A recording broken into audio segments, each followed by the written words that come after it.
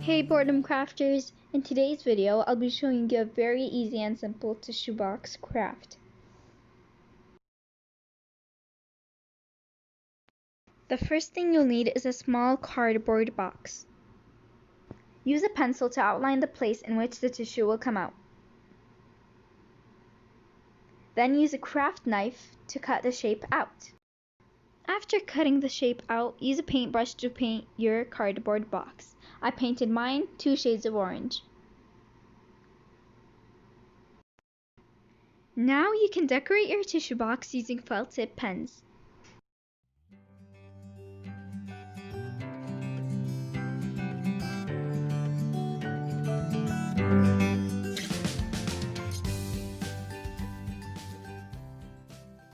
After decorating the tissue box, put some tissue inside.